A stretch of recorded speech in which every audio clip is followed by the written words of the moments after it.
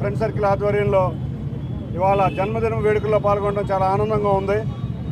ఇవాళ మా యువ నాయకుడు రేపు రాబోయే మా పార్టీ నారా చంద్రబాబు నాయుడు గారి వారసుడైన నారా లోకేష్ గారు ఇవాళ యువగళం పాదయాత్ర ద్వారా మొత్తం రాష్ట్రం అంతా పర్యటించి ప్రజల యొక్క కష్టాలను తెలుసుకుని వారి బాగోగులు ఎట్లా చంద్రబాబు నాయుడు గారి అధికారంలో రాగానే వాటిని ఎట్లా పరిష్కరించే విధంగా వారి యొక్క పాదయాత్ర దిగ్విజయం సాగింది.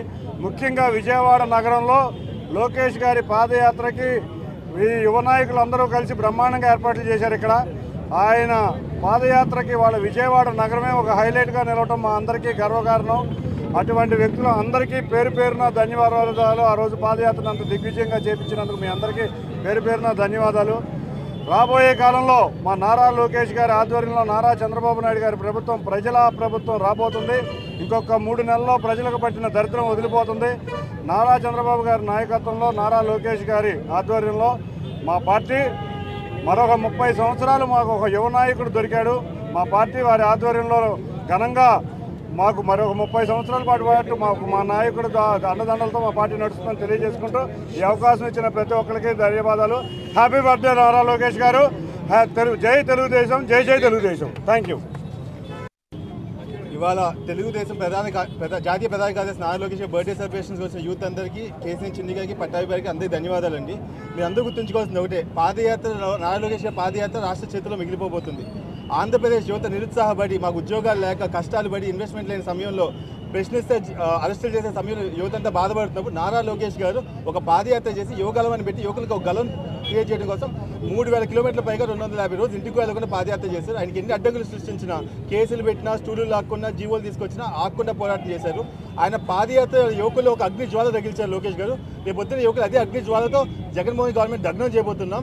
కొంతమంది ఏదేదో అంటున్నారు నారా లోకేష్ గారిని ముఖ్యమంత్రి చేయడం కోసం అది చేస్తాను. కానీ వాళ్ళ రాష్ట్రం నిజమేంటి అంటే చంద్రబాబు నాయుడు గారిని మళ్ళీ ముఖ్యమంత్రి చేయడం కోసం నారా లోకేష్ గారు ఒక సైనికుడిలా, ఒక యోధుడిలా పోరాటం చేస్తున్నారు. ఇవాళ ఆ పోరాటం మేము అందరూ పార్టిసిపేట్ చేయడం మా అందరి భాగ్యం. ఆంధ్రప్రదేశ్ను మళ్ళీ ఒక మంచి రాష్ట్రంగా నిర్మించుకోవడానికి, అమరావతిని మళ్ళీ ఒక అద్భుతమైన రాజ్యాంగం చేసుకోవడానికి, అన్నిటికీ మించి విజయవాడకి ఏదైనా అభివృద్ధి జరిగిందంటే అది చంద్రబాబు నాయుడు హయాంలోనే జరిగింది. మళ్ళీ విజయవాడ అభివృద్ధి చెందాలంటే తెలుగుదేశం ప్రభుత్వం రావాలి. దానికోసం ఇక్కడ నాయకులందరితో కలిసి మేము అందరూ కలిసి పోరాటం తెలియజేసుకుంటాం. హ్యాపీ బర్త్డే నారా లోకేష్ అన్న, మీకోసం ఎప్పుడు ఉంటాం, మేము పోరాడతాం.